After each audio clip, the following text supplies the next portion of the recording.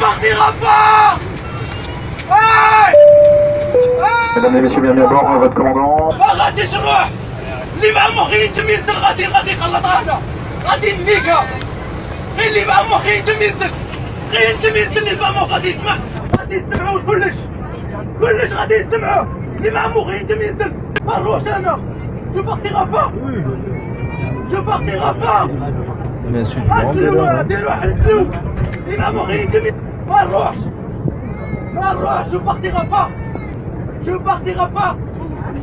جو بارتيغا با. Bonjour messieurs.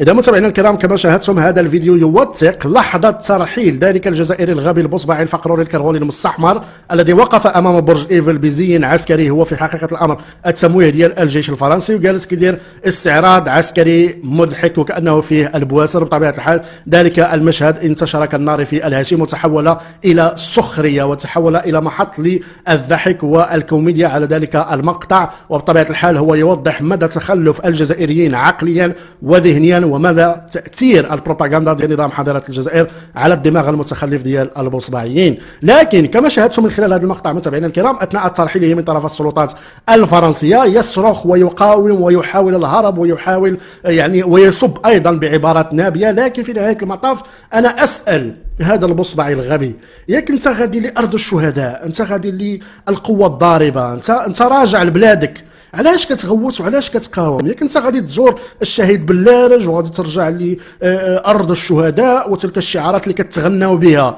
علاش الآن كتبكي وكتصرخ وكتغوت ولا ما بغيتش نرجع وما بغيتش نرجع للحضيره وما بغيتش نرجع للجزائر، خلوني في فرنسا، ما بغيتش نخرج من فرنسا؟ ياك الله البارح ولا البارح درتي فيديو استعراض عسكري وبالرايه ديال حضاره الجزائر، وفي يوم بين قوسين اؤكد عليها الاستقلال ديال حضاره الجزائر، ودار لنا استعراض عسكري ووطني.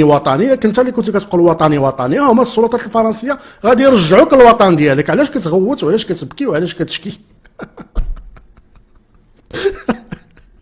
صراحة هذا الدماغ اللي كان عند البصبعي صعيب تفهمه لأنه أصلا ما عندوش منطق.